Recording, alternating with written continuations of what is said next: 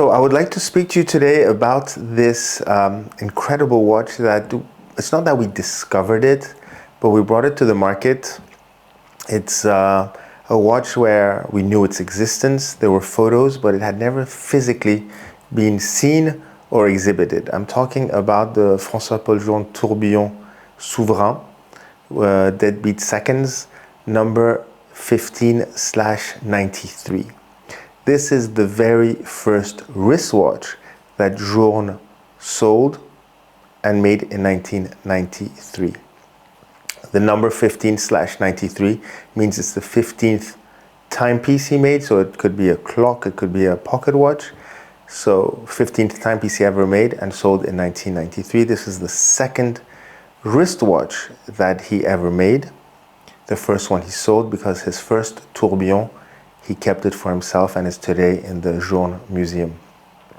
So this watch came to the market at Phillips in our November auction in 2024 in a sale called Reloaded, which was dedicated to the rebirth of mechanical watchmaking. So what's so special about this watch? First of all, for any watch lover, having access to and touching and spending time and living with a piece of horological history and art is a big deal. Why is it horological history? It's because today we know that independent watchmaking is a very coveted genre. Clients are waiting years from some of the greatest independent watchmakers to access their production. And without Journe, I seriously believe that the independent watch market would definitely not be what it is today.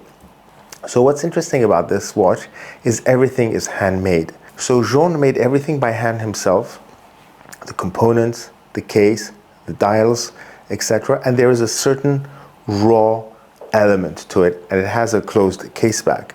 So the story is, Journe obviously had set up his shop in Paris in the 1980s, working with his uncle, doing restoration work, but also doing commission work, both for clients and some bigger brands. And one day, one of his important clients sees the Tourbillon wristwatch that he made for himself, which was inspired by his first pocket tourbillon with a constant force escapement. And his client asked him to make one for him. We don't know if it was to support Journe or he really wanted the piece. But anyway, Journe set out and made this wristwatch for him, the second wristwatch he had ever made and sold. Story has that a few years later, Journe was in a restaurant in 1994 or 95, and the waitress looked at the watch he was wearing, which was his number one tourbillon, and said, "What a beautiful watch." And that's what gave Journe the idea of actually launching his brand and having his first subscription watch being the tourbillon. So this tourbillon stayed in the same family since 1993.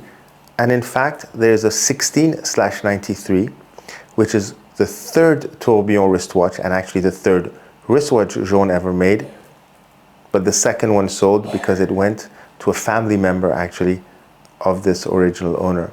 So when it came to the market, we were flabbergasted, because just by holding it, you could feel the handmade, the raw finish, the genie behind, coming up with such a watch in 1993. Today, we can say, yeah, okay, constant force, tourbillons, etc. No, in 1993, nobody was doing it. Nobody was even thinking of it. So it was a fantastic watch. It was I spent 6 months with it. It went to one of the world's greatest F.P.Journe collectors. So I went to a good home. I was sad to see it go. And with an estimate of in excess of 2 million francs, it sold for above 7 million. So the collectors and the underbidders realized the historical importance and the artistic importance, because when you look at the watch, really all the details, all the elements that you find in the future Journe watches And don't forget that Journe launched his eponymous brand in 1999. So 6 years later, everything that we found in this original watch could be found in his later models up to now.